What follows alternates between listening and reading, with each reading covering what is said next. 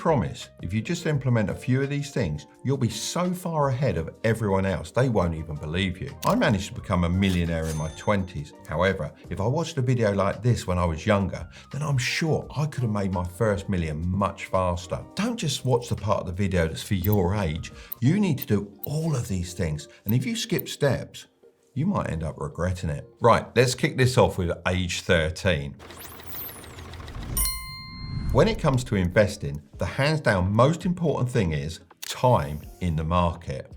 But what does that actually mean? Well, put simply, you want to have your money invested for as long as possible so it can start growing rapidly, like a snowball rolling down a hill and eventually turning into an avalanche. So if you're actually 13 or younger and you're watching this video right now, I think all us oldies would agree that you're in the best possible position. So how do you actually start investing at this age? Well, as you're currently not of legal age to invest on your own, you're going to need to convince a parent or guardian to open up something called a custodial account. Now, I understand it might be hard to speak to your parents about money and investing. My parents never ever spoke about money at all, let alone investing.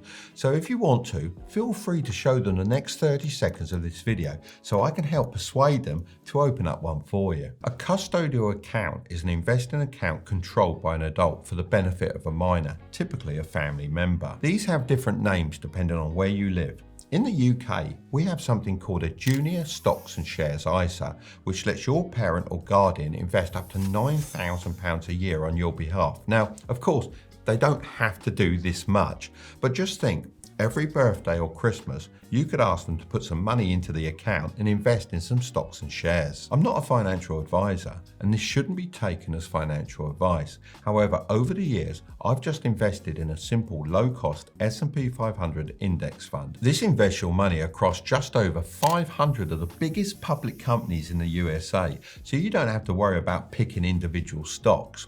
The historical average yearly return of the S&P 500 is 12.58% over the last 10 years, as of the end of May 2024. Of course, investments can go down as well as up. If you've got a Junior Stocks and Shares ISA, then you'll be able to start managing it for yourself from the age of 16, and you could start to withdraw money from the age of 18 if you wanted to. But if you're anything like me, once you've got the investing bug, you'll probably want to keep it growing.